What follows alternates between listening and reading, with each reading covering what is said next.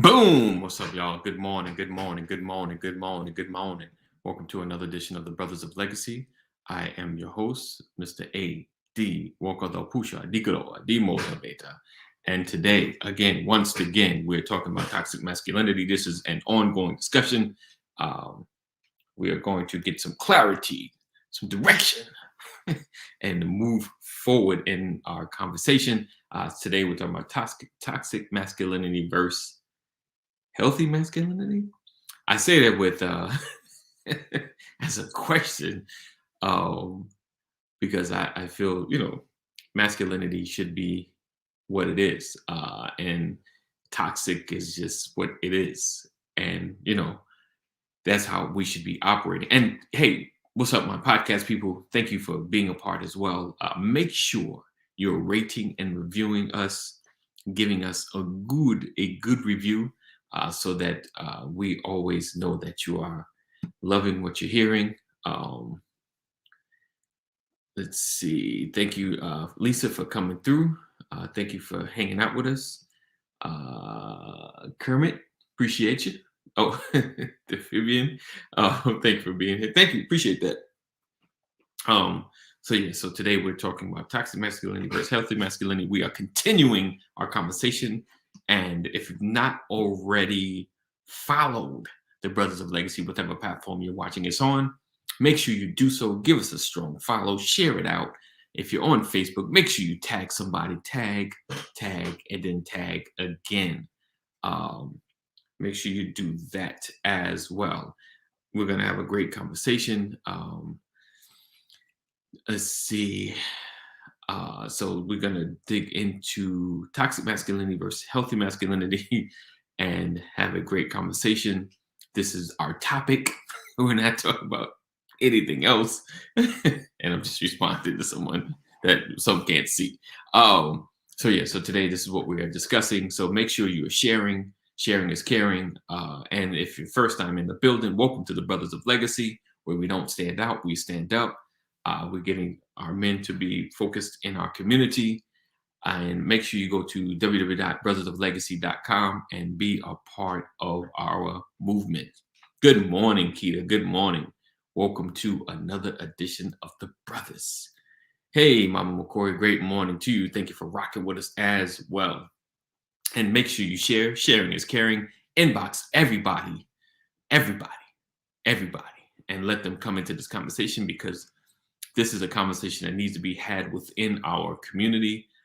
We can no longer not talk about this, at least in a space where we're kind of coming together. We did speak about this on the Sisters of Legacy as well. So this is a very important topic.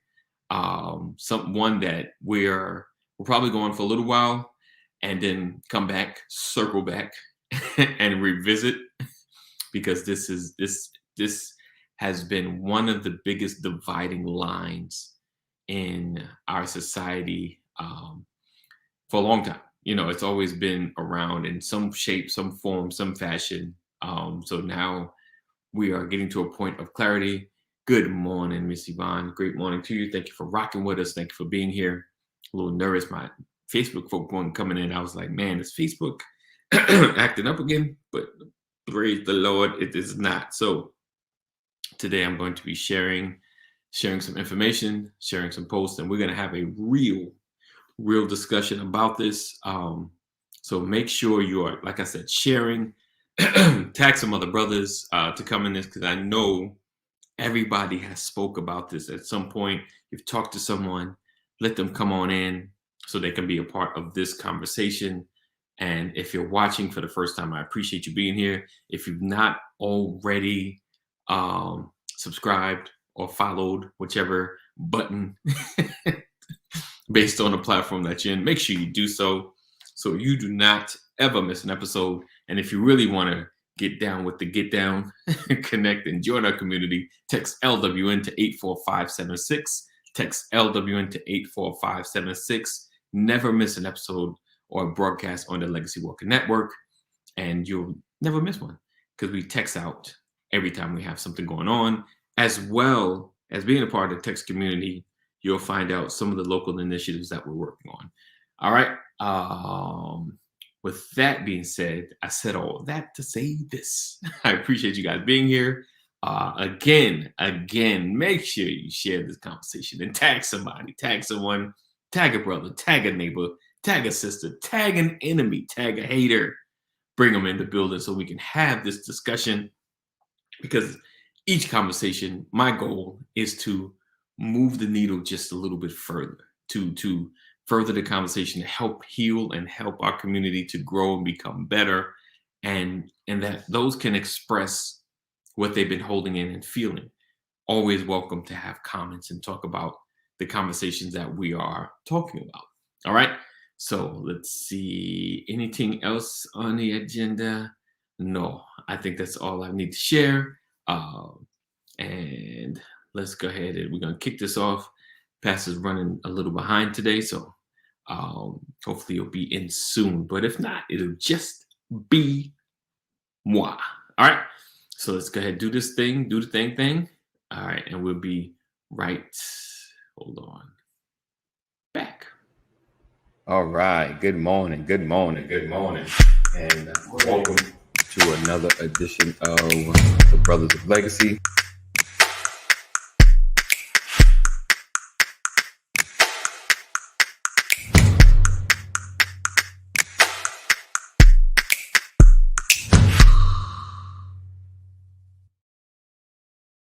Hold on. You know what I got to play.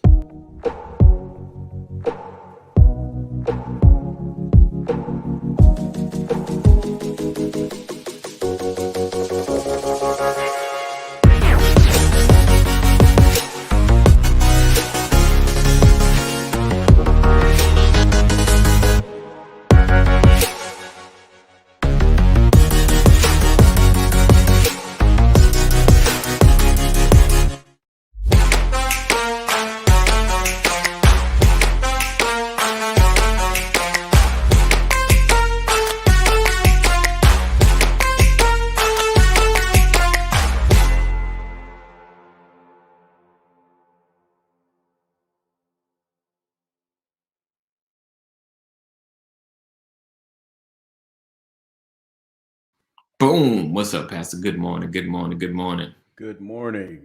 Yes, indeed. So make sure you listen, just as you just saw. Order your Brothers of Legacy apparel at www.brothersoflegacy.com. Go to BOL. Go to brothersoflegacy.com. Brothersoflegacy.com. Then the radio people say it 3 times. Brothersoflegacy.com.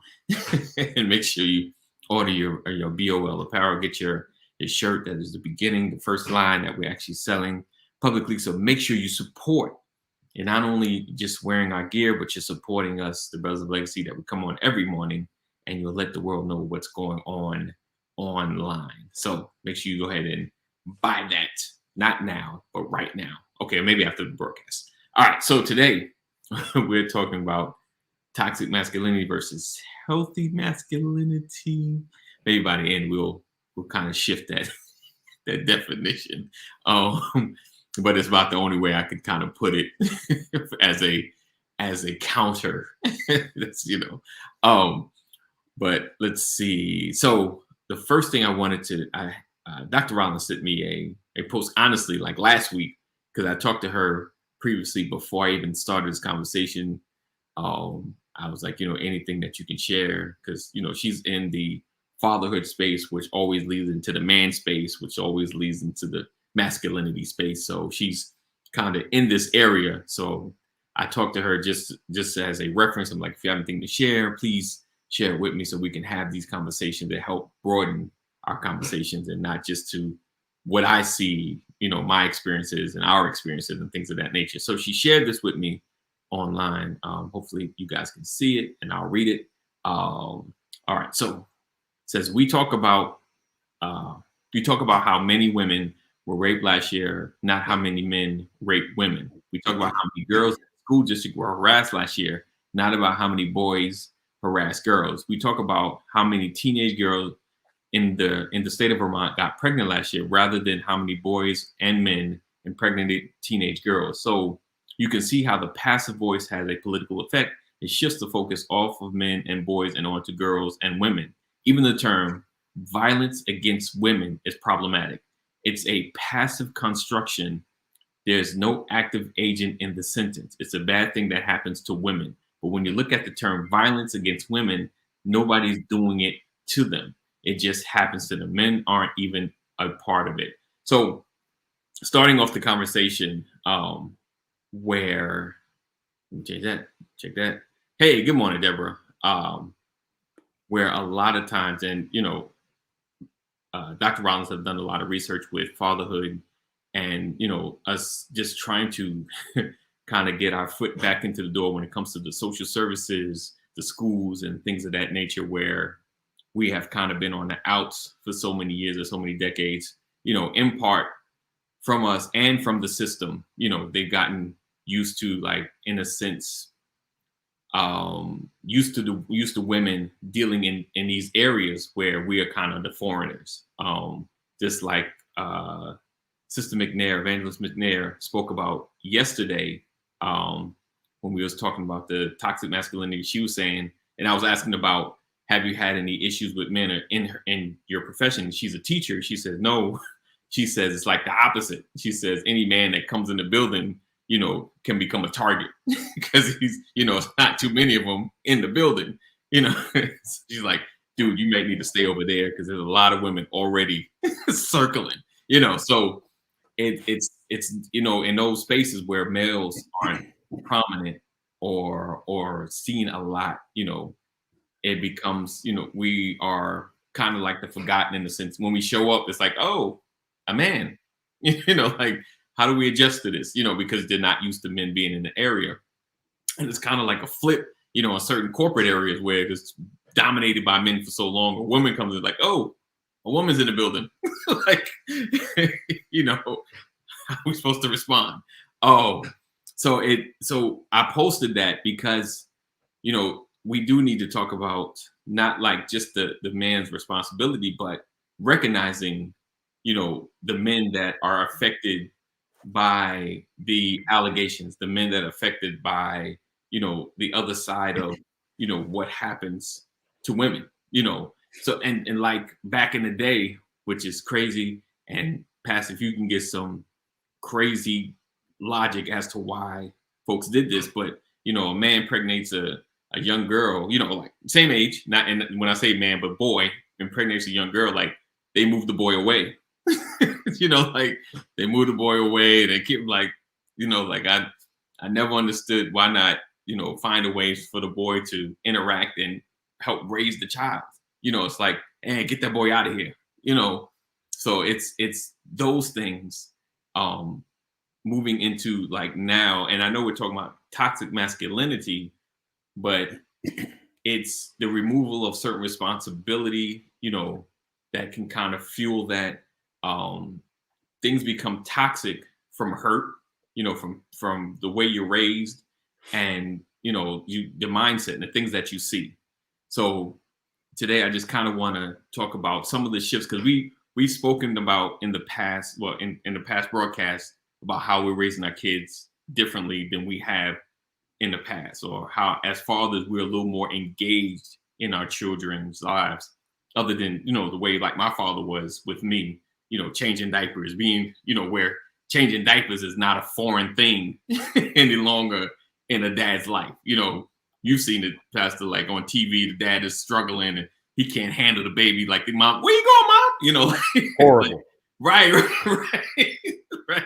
I used to, and I was young, I was like, I hate it. Like, why is it a foreign thing? Like, why is it like a struggle? Like, what was that movie, Mr. Mom?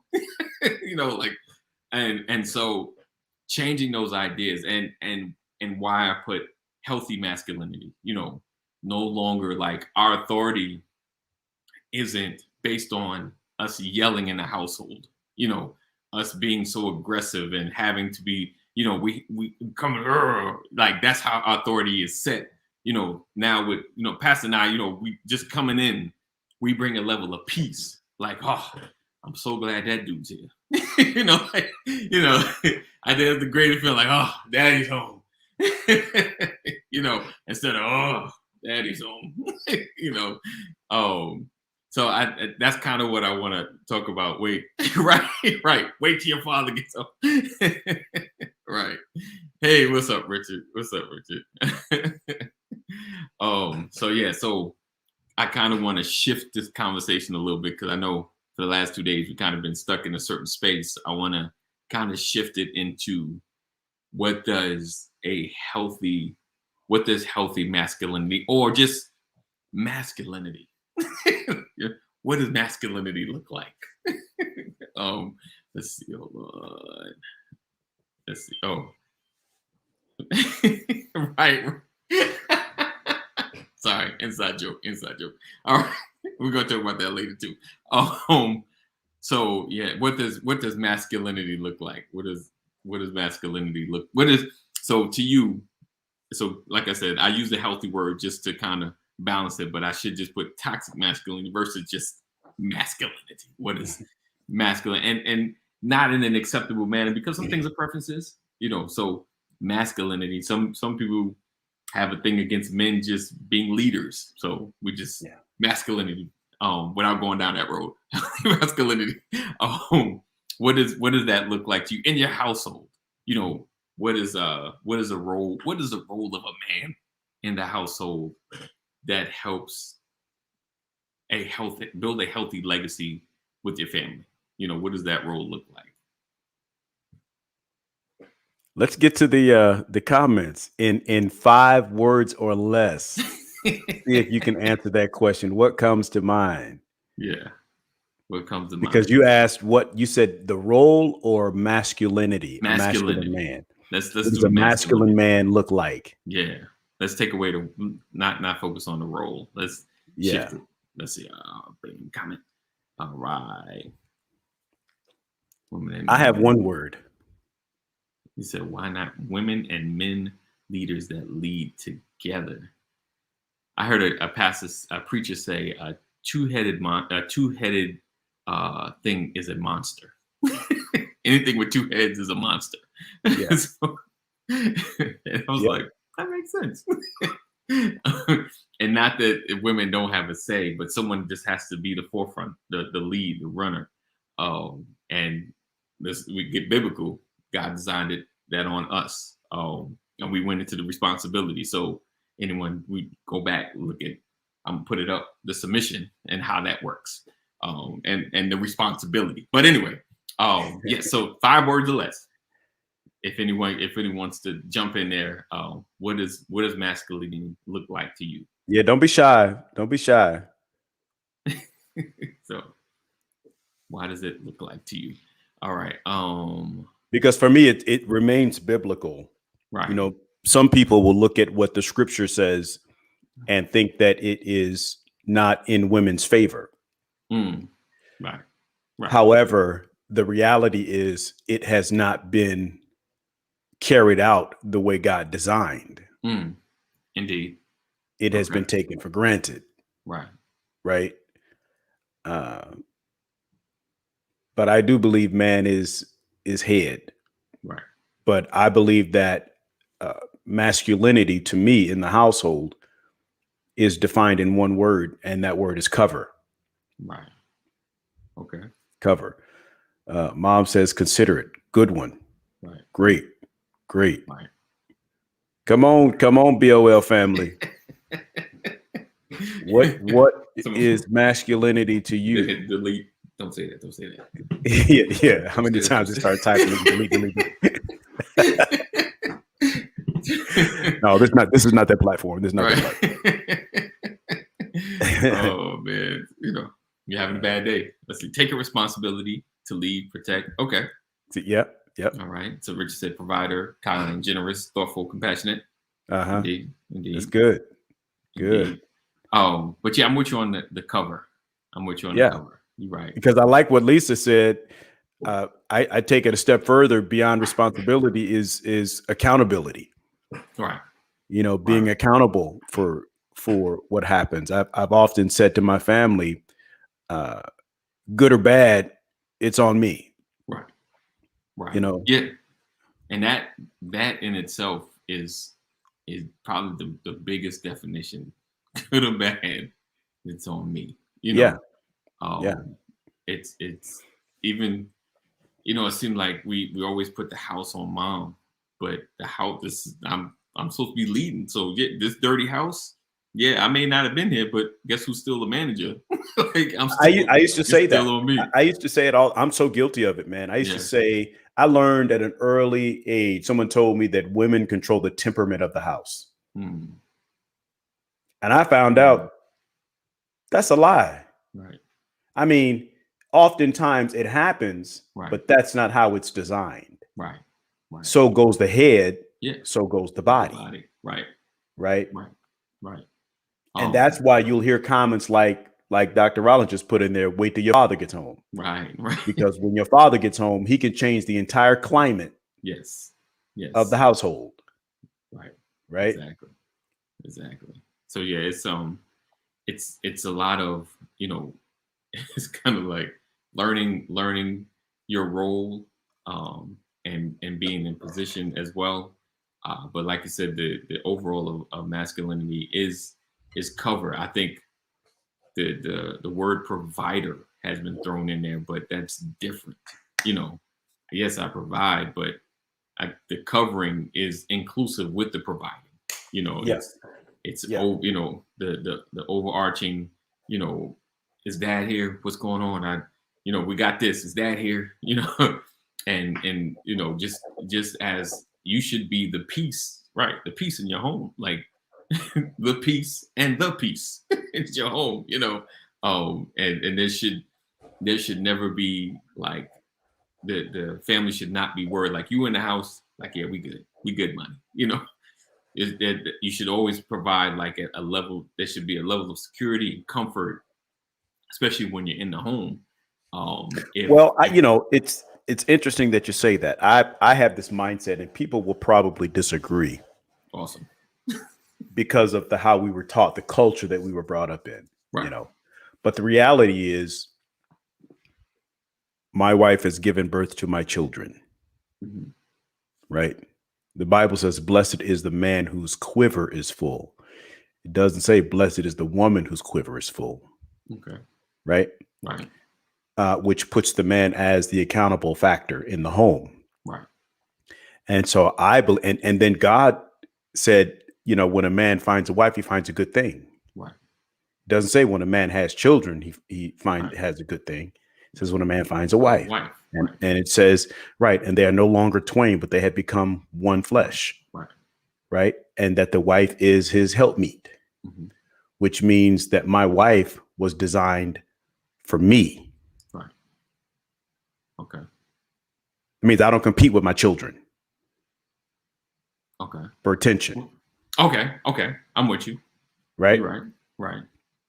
She was designed for me. Period. Okay. I think I know what you're saying. Okay, break it down a little. Can you break it down a little more? I'm saying that when I found my wife, God gave her to me. Okay. The children are the offspring of us. Gotcha. But and I'm saying, and I know folks gonna have a problem with this, but Christelle Marie belongs to me. Not the kids. She's mine. Not to the children. The children are ours. Okay. Right? Okay. But she's mine. And when it comes to priorities, right. She's my helpmeet. So what she does for our children, she's doing for us, which is essentially doing for me, helping me with what we have brought into this world, because ultimately I am accountable. So that's why I got to know how to change Pampers. That's why I got to know how to braid hair. Flipping the conversation, it's like normally it's mom, and dad is helping. Right? But you're saying I'm dad, mom is helping me with these babies, in a sense. If you kind of categorize it just differently. I get you. So Pastor saying, as brothers, we need to be ahead of the game when it comes to being able to take care of our kids. Meaning from the diaper changing, to handling the school, to And then of course the parts that we either struggle with or can't, she's our helpmeet to help with the raising of our children, which is true with between even discipling our kids and things, teaching our kids and showing and giving the wisdom and the knowledge. We are the leads in that, and mom is helping us pursue that. Right. That's something to chew on. That's something to chew on. I mean, it makes sense. It makes sense. Anyone disagree? Come on in. Let's have this conversation. Let's talk about it. But I get it. It's just, it's a different way of thinking that we've not thought about, because our society puts mom and dad just kind of come in and help. Like, the especially now it's gotten better, but oh, look, you're watching the kids. I'm not watching my kids. These are my kids. Like, right. I'm raising them just like mom. Like, you're babysitting. Oh man. Like, yeah. Like I used to get people say, "Oh, you babysit?" No, I'm not babysitting. I'm not a hired hand. Right. They're my children. These my kids. I'm being a father. Right. Yeah. Right. Like, it's dad's day. No, it's my day every day. And yeah, so it's and I like that because it's a whole nother way of thinking, like, so kind of that's what you be teaching our kids. Like, so with yours, your daughters come home and they're married. That's just we're doing it right. They're married, pregnant, and you talk to your son-in-law like, listen, you're responsible for that baby. Like, you need to raise. It's not all on her. Right. The hardest thing she's gonna do is have this baby, because that is a listen, challenge. I'm a father of 5 children. Yes. With each of my 5 children, I've never been in the back seat. Ever. I've never been a side seat driver. Oh, I got it. I've never been an assistant. Right. With my children. Right. I've done everything that mommy does. Right. In fact, I've oftentimes tried to fool myself into taking pride that I do it better. Yeah, I've been that foolish, But hey, we all have flaws. That's good. That's good. But for me, it was how can my wife be effective if she stands alone? Right. In that responsibility? How can she be there for me? Right. If she got to do everything for the children? Right. Woo. That's good. Right. That's good. I can't. I've messed up a lot in my life, but with the babies, right. that ain't an area where I think I've done pretty good too. I think so. I think I've done pretty good with and like, I'm like you. Like, I screwed up some things, but I think with them, like, I got laser focused. Like, I'm not gonna mess this one up. Like, because I'm not gonna, my needs will not be fulfilled if she's worn out. Right. Because I still have needs. I have wants. I have desires. Right. So she can't be burned out. Right. Because we're gonna have problems. Listen, I'm gonna keep it real. My wife would handle a lot, and you'd be tired and worn. Like, from coming home from work and she was home with the kids all day, she just tired and worn. It's like, all right, babe. You need to take a rest. Recuperate, and it's stepping in. But the way you said it, like, that's so awkward in what we've been taught. Yeah. Like I'm it makes sense. And keeping it real, and I don't know if Sam's in it, like, I've always been there for our kids. Like, I've done and sacrificed anything. It doesn't matter. Like, they were always my biggest priority, because I never wanted to drop the ball when it comes to raising my children. Like, I never wanted to miss a moment, miss a section, miss an opportunity with them. But it's my mindset was probably like, yeah, it's more on you than it is on me. Like, we work together. Like, I never like left like, no, this on you. You need to figure out what to do with these. No, I never did that. I'm just saying, like, mentally, I kind of came behind because I never wanted to be, like I said, we talked about in the beginning, the TV dad, not knowing what to do with these kids, not knowing how to put them to sleep, not knowing how to put a diaper on, not knowing.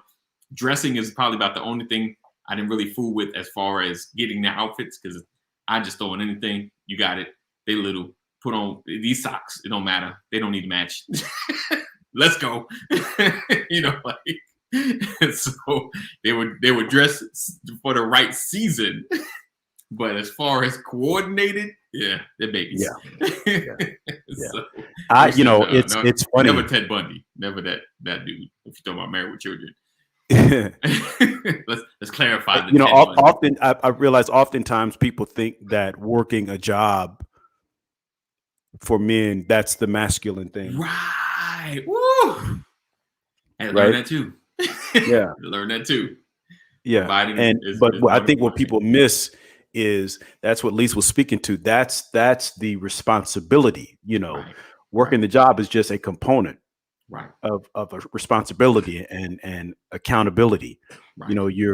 You're leading your family in resources. You're protecting your family from being without, if you would, from famine. You're covering them.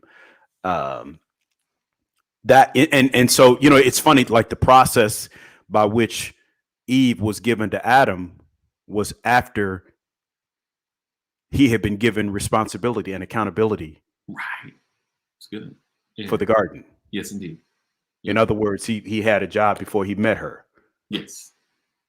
Right. So she came alongside something that was already in place. Right.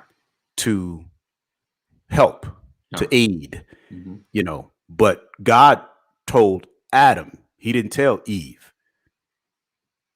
You understand? Right. And I think that's the piece that people miss. Right. When it came to accountability and responsibility, he gave it to the man. Right. Not to the woman. That's good. He gave the woman responsibility to her husband. Right. But he gave the man responsibility to the household and his wife. Right. He never gave the woman responsibility for the household. Right. So a masculine man covers his house. Right. Oh, I didn't know you was looking for that, Mother Yvonne. Yep. Right. So the man leaves his mother, father, his wife. Right. So let me throw this out there. Because we talked about this kind of last night. So we are defining our role in home, at the job. The respect in my mind should be like some of the easiest things. Not having side talk that disrespects women. Doing things that belittles or make women feel less than, in the workplace and things of that nature. If you see things like that, because this is the other half to me of the masculine part, do you step up and say something, like at work or God forbid, and we say that one more time, brother. Do we step up and protect our women when it comes to the levels, any level of disrespect that happens at work, outside, like we talked about, unfortunately, going back to the someone shooting their shot, getting shot down, and then retaliating, with words, maybe not to the level of pulling out a gun. That's, we don't know how we would handle that, I know, like that's some Brian McCrory stuff right there. Man. No, just kidding. But so like just verbally disrespectful, do you step up? And I know the obvious answer may be yes, but how do you feel about that? And even in the workplace, strangers, kind of like jumping in, but at work, when John and John shoot a shot, he gets shot down, then he says something back or begins to attempt to say something back. Do you jump in there? Do you get involved or do you say something? How would something like that look like for you or handle that? Would you step in or would you kind of let it play out and let her just probably report it to supervisors, of course, because I think sometimes the protection part, like we said, the what do we say, the covering, and we talk about covering women. So I guess with that covering the workspace, covering women we know, but they're not family. It absolutely. I just, I don't know how often something like that happens. I mean, and it Yeah, depends on the workplace, right? yeah, Working in corporate America, you have all kind of human resource rules and right, regulations, and so if right, you act in a clown in a public office space, right. it's easy to cut that off. Yeah, You yeah, know, yeah, but right, when you're in, a privately owned business yeah. that uh, doesn't really have human resource enforcement. There's no human Right, resource officer in the building, right, and it's really about the culture of the right. organization. That too. That could put you in kind of an awkward position, especially if it's common behavior, Right. right? That. So Yeah. it depends on the circumstance, but I mean, right is right and wrong is wrong. Right. So I'm typically the type of personality that if it's blatantly wrong, Yeah. I don't know how to be quiet. Right. I got you. I just don't. I just don't have that in me. I can't sit idly by and Right. Right. just let something be wrong. Let somebody be disrespected. I don't. I'm Right. not built that way. Right. Never have been. Uh, but I also recognize that we live in a crazy world, Right. and you don't. And so you have to be wise in Right. how you intervene. Right. Right. You know. Yeah. Yeah. But I'm silly enough, crazy enough to say something. Yeah, more times than not, I'm going to say something. If it gets outlandish, I'm going to say something. Okay. Yeah, All right. because behavior like that typically is being carried out by a coward anyway. True. True. True. True. True. Um. Let's see. Boom. Boom. Boom. Um. So do you feel like, okay? So that's good. From the previous conversation we were having, and like the male's role.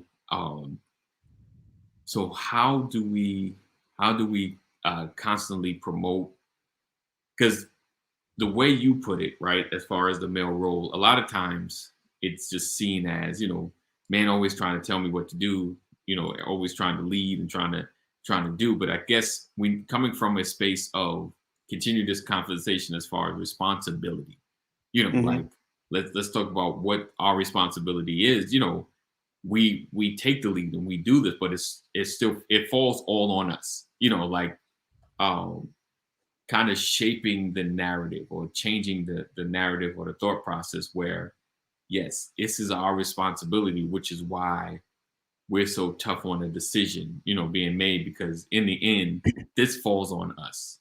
How can we um further push this conversation, because it's a sense, it seems sensitive now, which is why when I started out the conversation, the blurred lines of toxic masculinity, healthy masculinity, you know it gets blurred. And what I mean by that, there's the blatant, there's the aggressive, like going in a household, being abusive verbally, just bringing fear. You're ruling in fear in your household. Even your spouse is nervous to say anything because it might set you off. I think that's an unhealthy household. Um, but at the same time, there is a responsibility, but we need to, for lack of a better way, or lead, not even lack of a better way, lead properly. How do we push the healthy narrative of leading properly? Um, it's like I'm trying to formulate the question on the fly. How do we promote leading properly, but at the same time, um, showing that we do need to lead, if that makes sense. You know what I'm saying? Like, because we get into, you say the word submit, it kind of like submission, like oh, it's like submit. But if someone is, if someone has a great track record of leading, submitting doesn't look so bad, if that makes sense. Like I don't mind, like you're being a pastor, I don't mind following, because I know your track record, but you know some folk. I don't know if I could. I you, can but see, follow behind her. but you saw me before Right. I Became pastor. launched out Right. into, because you saw me under other leadership. Right. So Ooh, you saw that I had the ability to follow right. and take instruction Right. and be humble. You saw all of that before I stepped out, Right. right? Right. And I think that's where we fall short. Sometimes I think we jump in too quickly. It's funny, Bible study last night, I talked about Exodus in the book of Exodus, chapter 24. It was God giving instruction. And when Moses turned and told the people what God said, and this was after God had shown himself to the people on the top of Mount Sinai, and they were intimidated by the presence, the thunder, and the fire and the smoke and all of that. So Right. when the instructions came, they said, "We're going to do everything God said." Right. Right. Right. Right. But they hadn't counted up the cost to be obedient. And I think Right. oftentimes we do that in relationships. We see what we want, but what that is may not necessarily be what we want. When you see a man, you don't always see a husband. When you see a man, you don't always see a provider. When you see a man, you don't always see a cover. You don't always see a protector. You see a man and you want that man, but you don't know what comes in it with it. Right. Because you haven't taken the time Right. to build up any equity of leadership, of covering, and all of that. You don't know enough about him. And so you jump all the way in, and then you get trapped, you get stuck. Right. And now you're having to figure out how, can we make this work? Can we pull it out? How do we fix this and all of that, which requires counsel. I think a lot of times we're just moving too fast. Right. If that is that. Yeah, no, that's good. That's good. Told you on the fly, it's kind of shaping. Yeah. So it requires counsel. It requires fellowship. Right. You should never be on an island when you're coming together with someone. Right. We have this, I don't want people in my business, don't hate and all this kind of stuff. But the reality is, if nobody knows who your mate is, right, and you get in trouble, no one knows how to help you. Right. Right. At that point, it's just about how do we help you get out of it. Right. In a lot of cases, with our families, with our villages, it's about how you get out. It's not how do we fix it. Right. Right. Now you in something where you didn't talk to us about it before you got in. Yeah, I knew that Negro wasn't no good. I told you, Right. Right. And a broken person is hard to take advice from a broken person. Right. Yes. Yes. That old adage, hurt people. Right. Right. Man. And that's not everybody. That's not always the case, but oftentimes we just don't have enough information. Right. So I guess one of the keys, I guess, is to, on our side, to teach our men and our ladies, or our girls and our boys, to one, be village minded. To one, we always know to respect, teaching our men and boys, covering early, how to cover, how to protect, how to be aware, of what's going on, how to build healthy relationships, friend wise, spouse wise, but not the isolation part. I think is the biggest.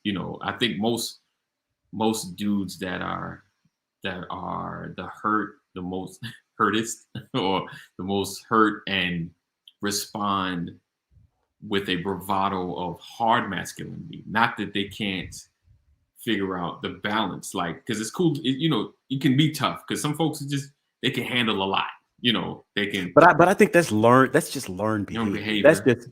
That's just mimicking, what you've seen. I want to be hard because my Uncle Tom was hard. What if I grew up hard? I just from an early age. But it's still learned behavior. Out. Yeah, I had to figure it out on my own. I kind of, when I was 4, my mom been sending me to the store. I've had to deal with gangs. I had to hold a gun by 9. And I shot somebody by 10.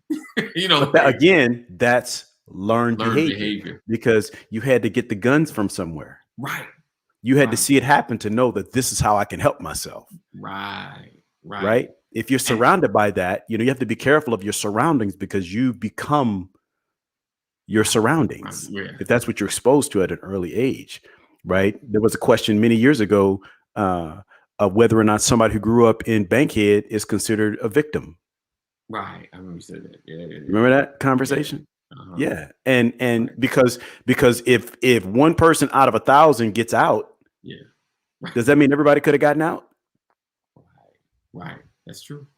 Yeah. That's true. Right. So I'm saying it really depends. A lot of that is learned behavior. I like what Rollins said. Best example of leadership in people is the parts not spoken with words. I love that. I won't say I don't agree that it's the best example, but it is clearly a solid example. Is the unspoken stuff, right? I think that speaks volumes, but it's only as good as somebody paying attention. Right. Because I love what he wrote, because most people miss the unspoken stuff. Right. Yeah. We live under the adage, a closed mouth won't get fed. Right. Yeah.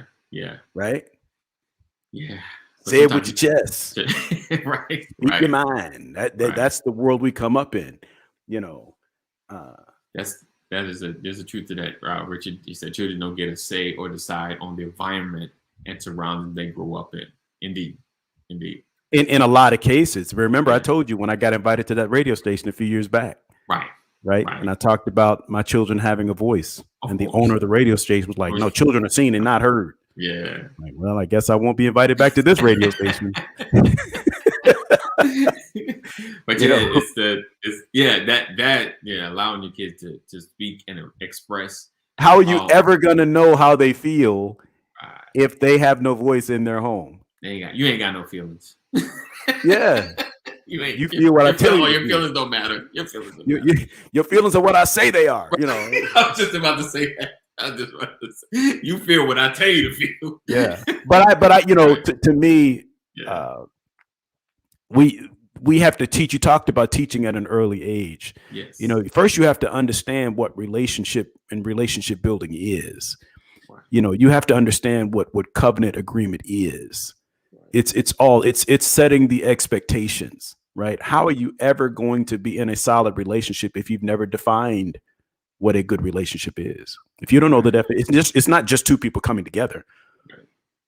Well, that is relationship. Two people coming together is relationship, but it doesn't mean it's a good relationship. Right.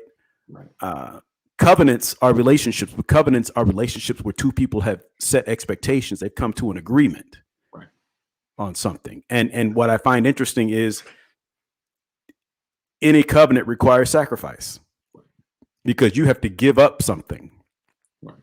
And people say, well, if I got to be in a relationship with him and I got to give up something, that doesn't make any sense. It makes all the sense in the world. Right. Because it's no longer about just you. Right. It's about you all. Yeah. So let me ask you this. How do you so in relationships, well, not just relationships, but in life, right? We talk about, I guess, that, again, quotation marks, healthy masculinity, and not being drawn into a fight, like knowing when to walk away, knowing when, this is, you think long term, this ain't worth it, how do we teach the walk away? How do we teach not doing, what we typically been pushed, into doing, like fighting, the pounding of the chest, the raising of the voice, validating that you're bigger and stronger. Right. Yeah. How do we try to teach that especially as a young age? Because that, don't let them punk you. You gonna let them talk about your mama like that?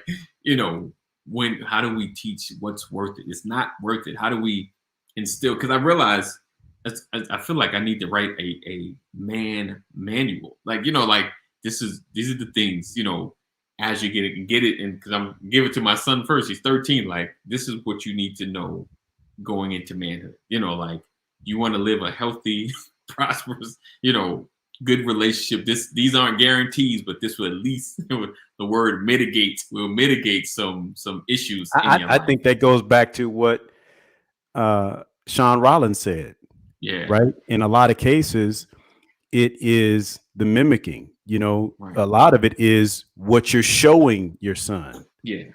A lot of it you can show without even saying. He can Right. watch you act. Right. That's where your actions speak volumes Right. that your Right. words may miss. Right.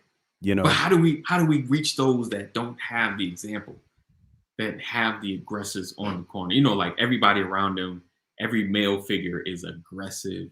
They're the they're the violence in the home. Like every example. They're the dudes that have to take care of their kids or not available at all. Like I don't prescribe to the good father, bad father, but just not available, not there, because I think any available father is a good father.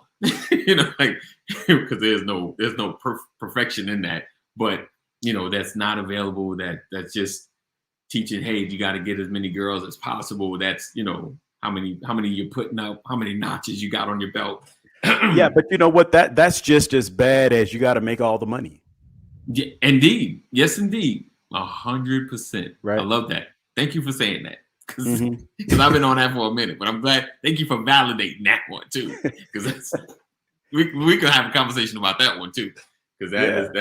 that's an issue as well. That's like the other side of that spectrum. You're right. Well, I mean, you said a minute ago, you used to think, an available father is a good father, but then some fathers are always available and mean no good.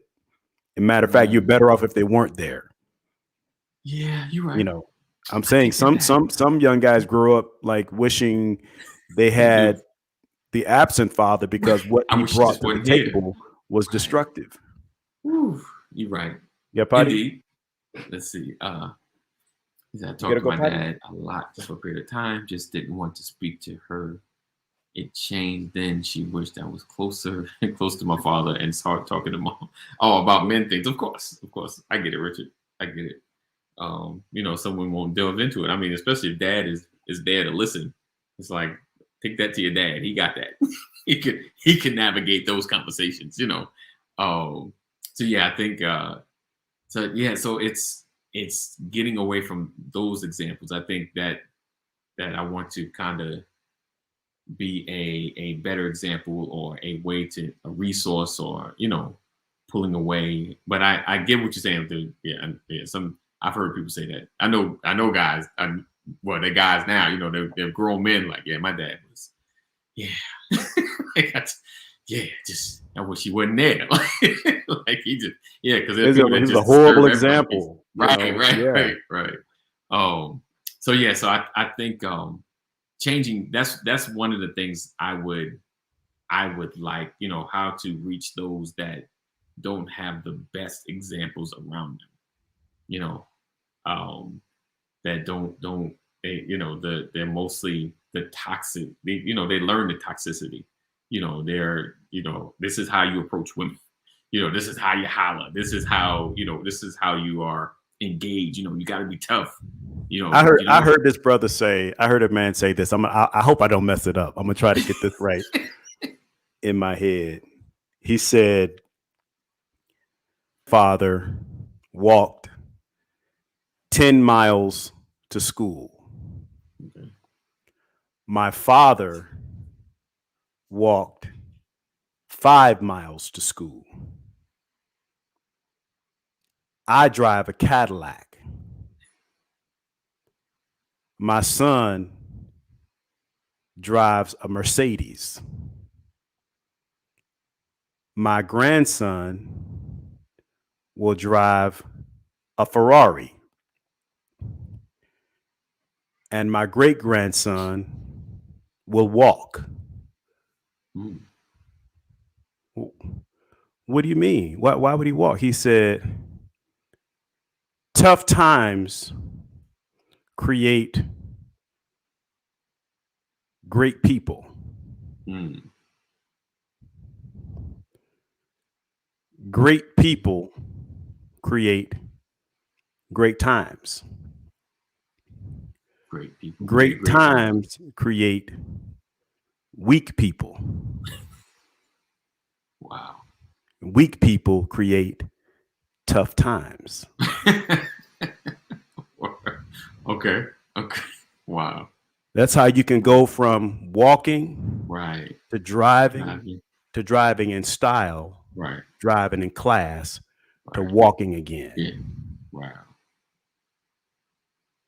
Because yeah, I saw Shaquille O'Neal open up an envelope, pull out a check, hand it to his brother, and say, "This is because I love you."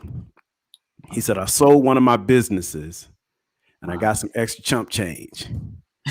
He says, "This is not for you to pay bills. This is for you to spend on yourself." Matter of fact, you said you wanted to go out and get you one of those Rolls Royce trucks. Now you can go get you that Rolls Royce truck. And he gave him that. Right. I don't know what the brother did to earn the check. Whatever it was enough to go buy a Rolls Royce truck. I don't know how much a Rolls Royce truck costs. It seems like a lot. But I would imagine it's a lot. Already a lot. Right. Right. Right. Now, I can't speak to his work ethic. Right. Right. I can't speak to any, but I heard Shaq say, "I'm giving this to you not because of what you did. I'm giving this to you because I love you." And sometimes, when we talk about being an example, what we call love can create a monster. Right. We want to give them everything. Right. You understand? We live in a day and age right now. I have this conversation with my daughters all the time, because these young guys running around here don't know how to accept the word no. Right. How did that happen? Right. Because they've been given so much. It's true. Wow. We have a spirit of entitlement in our community. We do. When it comes to our young boys, our young men. Yeah. Because we've had great times. Right. Right. Because we've operated in abundance. Yes. And we've taken our eyes off the future. Wow. Right? That's good. That's good. So now we got to put some folks back on the street walking. Yeah. And build them back up again. Right. Because everybody around here driving. I had a young man came over here talking about wanting to court my daughter, and he pulls up in like this blacked out convertible BMW with like red lights, and he gets out of the car, and I'm like, "Whose car is that?" Right. Like you 17. What is that? Right. Because he can. Right? Because he can. Right. And I, my daughter has to take an Uber to work. Right. It's cool, to me, but it's scary. It's like yeah. That's I don't know. I'm not hating. I'm just saying, if you driving like that at 17. 17. and all you've done is your homework. Right. You just start a tech company or something. You just I mean, I want my children to aim high. I want them to have great aspirations. I want, I share my budget with my children. So that they understand what money is and how money works. My wife is talking to our daughter now. She got her credit. She's telling her, here's your FICO score. This means everything. Like in the world we live in, right? You get it to this point, you need to be paying this bill, or else this number right here is going to go down. Yeah, right. Those things we're teaching now. Right. Well, I'm saying enforcing now. They've been taught for a long time, but you tell she's at a point now to where it's become a part of her life. Right. Yeah. What we talked about. And so, and so you have to, like, you'll never ever be good with money if you don't know money. Right. That's true. That's the thing that people have to understand. Like when your children say, "Oh, can I have the Jordans?" Okay, let's see how much these Jordans cost. Right. Let's compare the price of these Jordans to the price of the electric bill. Right. Right. Yeah. Let's compare the price of these Jordans to the price of our monthly groceries. Right. Right. Let's compare the price of these shoes to the price of filling up the car. Right. Let's do a comparison. I remember my kids. Where did we go? We went to McDonald's, and it was like, "Can we get some ice cream cones on Sundays, or whatever it was?" I think it was just like ice cream on a cone or whatever. And then I was like, "Okay, we're not gonna get it. We're going to Walmart. I want to show you something." And then I showed them a whole gallon of ice cream. I said, "How much was the McDonald's ice cream? How much?" It was like, I was like, "Yeah." See how much more you can get. When you can't win with that one though. You can't win. You can't win. That's some Eddie Murphy McDonald's hamburger versus Mama's hamburger with the green pepper. It ain't no McDonald's hamburger, you know. But yeah, it is important that entitlement, and I think that is like why I think it's funny. Like we're going through a phase where we're trying to kind of get away from the toxic masculinity, but it's kind of ramped up because of the entitlement. You know, our boys are used to yes and yes and yes, no, no, you know. Yeah. So healthy masculinity is effectively teaching and enlightening your household, keeping them in the know. Yeah. Right. That to me, what I try to, as a man, as a head, I try to mitigate the number of surprises that are going to catch my family off guard. Right. There's always going to be something that catches you off guard. Right. But I try to mitigate that as much as I can, because I try to expose them to as much as I can so that they know, they have insight and will know how to maneuver. To me, that's healthy coverage. Right. That's covering your family. Yeah. Right. Indeed. Healthy masculinity is not being the loudest voice in the house. Right. It's being an effective voice in the house. Right. Exactly. And it means understanding that there are other voices in the house. Right. When we launched the ministry, I wanted everybody coming in and I wanted everybody praying. Right. And Mother Angela Schultz, God bless her, she came into the church one day and she said, "Sweetie," she said, "I love the fact that you open up and give people room to pray and to lend their voices." She said, but to start out, you need to make sure that they all understand the sound of your voice." Man, that thing, you know what I'm saying? That thing hit me. Definitely. Right. Because of the scripture, "My sheep know my voice, and a stranger they will not follow." Right. Right. And her thing was, don't be too open. Don't be too free with it. Make sure that in all of these voices, they know when it's yours. Right. And that they respond to you. And so I've learned at home and in ministry and in leadership that you have to be an effective voice. You have to be the voice of cover, but you don't have to be the only voice. Right. Gotcha. Indeed. So so hopefully this kind of gives a little tidbit, like a toxic between a healthy and a toxic. We kind of delve into the teaching and how we are leading our children for the next generation, and that effectiveness, over being just loud in your household is extremely important. But how are we teaching our next generation? How are we teaching our children to, teaching our daughters what is acceptable, what's not, and then teaching our sons what the boundaries are, and how we navigate and not be disrespectful and not overstep our bounds, as well as knowing what you should accept and what you should not accept as well.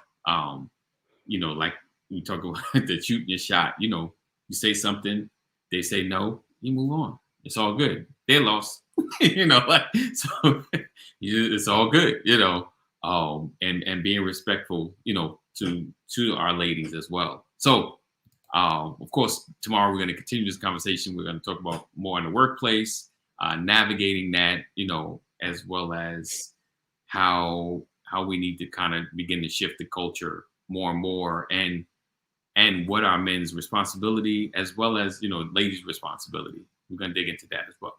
All right. Oh, it's Chris Rossetti in the building. It's been a minute, brother. What's up, sir? Hey, Chris. Oh, so we look forward to seeing you guys tomorrow, same time, same channel. Make sure you join our community. Text LW into 84576. Text LW into 84576. Also, share this conversation. Share with others.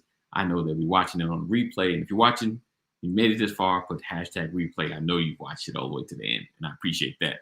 And we look forward to seeing you guys. Appreciate you, Mama McCoy. Always love the encouragement. And thank you for always showing up and sharing. She shares to everybody in the inbox, and I appreciate it. She shares it with me.